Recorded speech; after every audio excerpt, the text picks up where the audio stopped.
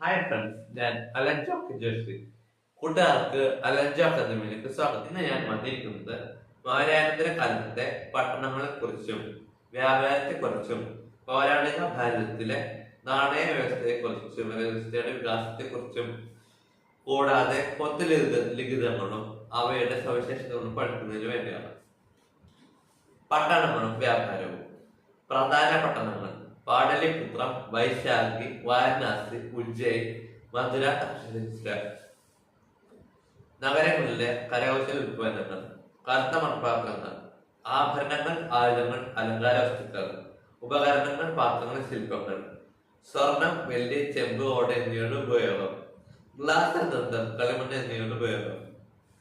നഗരങ്ങളിലെ തൊഴിൽ മേഖലകളും ജനവിഭാഗങ്ങളും: എഴുത്തുകാർ, നെയ്ത്തുകാർ, അലക്കുകാർ, കച്ചവടക്കാർ, ഉദ്യോഗസ്ഥർ, മതാധ്യാപകർ, മൺപാത്ര വിദഗ്ധർ, ലോഹപ്പണിക്കാർ, മരപ്പണിക്കാർ, കൽപ്പണിക്കാർ, കച്ചവട ശ്രമികർ.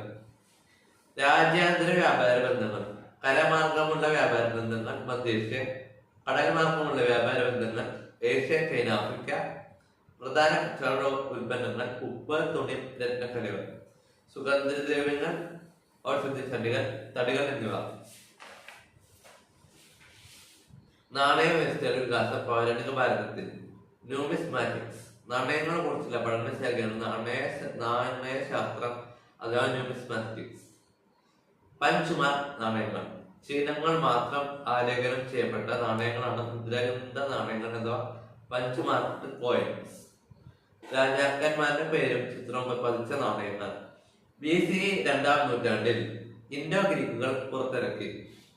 സ്വർണ്ണ നാണയങ്ങളുടെ പ്രചാരം: BCE 1-ാം നൂറ്റാണ്ടിൽ കുഷാണ രാജാക്കന്മാർ ആണ് ആദ്യമായി സ്വർണ്ണ നാണയങ്ങൾ പുറത്തിറക്കിയത്.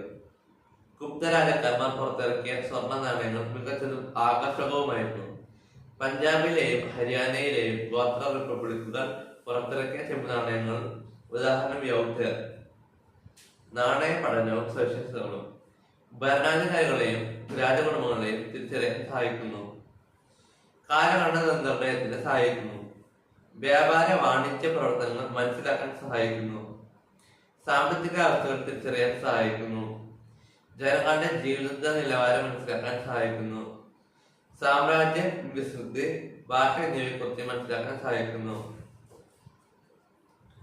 കൊത്തുലിഖിതങ്ങളും സവിശേഷതകളും: കല്ലുകൾ, ലോഹങ്ങൾ എന്നിവയുടെ പ്രതലങ്ങളിൽ കൊത്തിവയ്ക്കപ്പെടുന്ന ലിഖിതങ്ങളാണ് കൊത്തുലിഖിതങ്ങൾ. രാജകീയ ശാസനങ്ങൾ, വീരചരിതങ്ങൾ, യുദ്ധനേട്ടങ്ങൾ, സംഭാവനകൾ, ദാനങ്ങൾ, നിർമ്മാണ പ്രവർത്തനങ്ങൾ എന്നിവയുടെ വിവരങ്ങൾ കൊത്തുലിഖിതങ്ങളിൽ നിന്ന് ലഭിക്കുന്നു. കൊത്തുലിഖിതങ്ങൾ സ്ഥിരരേഖകളും ചരിത്രപരമായ തെളിവുകളുമാണ്.